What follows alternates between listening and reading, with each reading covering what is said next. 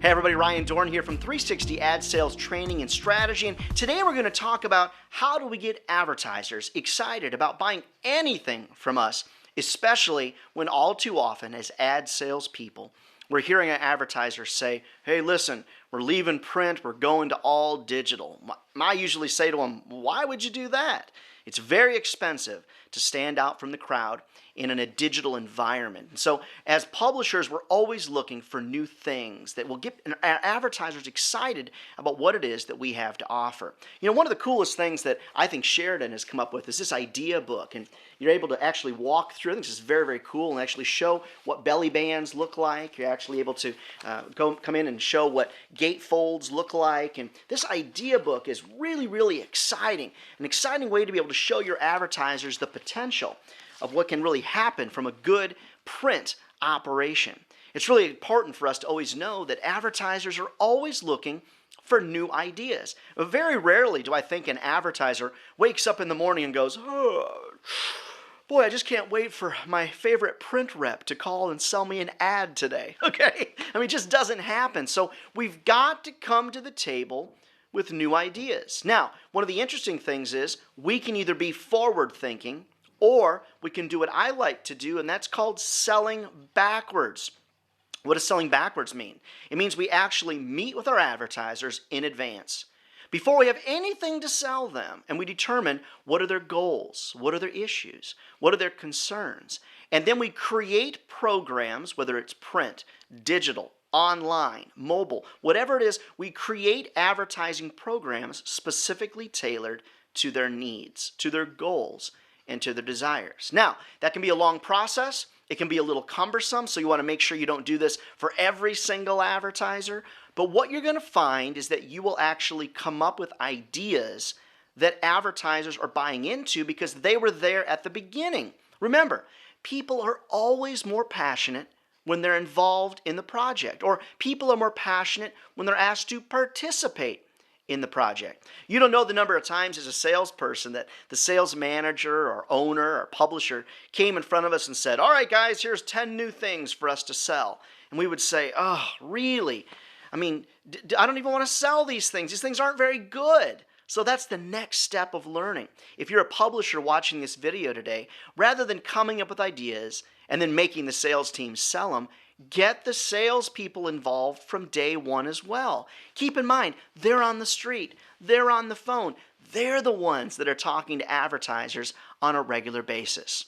All right, next, each one of you needs to have a reader survey done. Now, I'm not talking about 500 pages of boring research that only a Data Dan or a Data Dave would like. I'm talking about good, quality information that advertisers really want to know.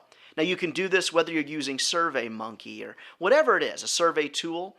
I like to always be surveying my advertisers and always be surveying my readers.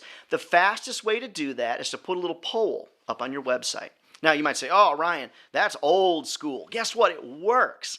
Recently, I heard from a publisher that actually said that they survey every day. And guess what?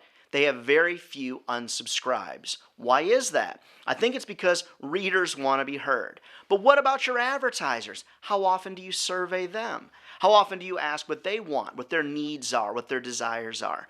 When you have this data, okay, then you're able to create a nice marriage. You're able to see and find out what is it that the reader wants. Then you're able to find out what is it that the advertiser wants. Then you're looking for points of intersection.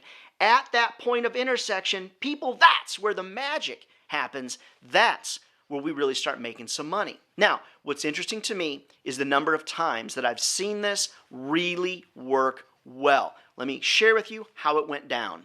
We actually brought together a group of 10 readers. We created a reader advisory board. We'd ask them all kinds of questions. What type of products are they interested in? How often do they buy? What are their habits in terms of buying? What are their favorite colors, smells, whatever it is? Then we got together 10 advertisers and created an advertiser advisory board. We found out from them, what kind of customers do you want? What kind of habits do you hope that they have? What are you looking for from a new customer?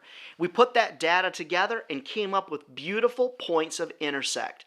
At those points is where we created products, and that, my friends, is when we really started making good money. What's interesting also to me is this. Most advertisers, they like print. They just think it's too expensive. So the interesting piece is this. You have to ask this question. What does expensive really mean to you? Okay, that's a very interesting question. The other point is this.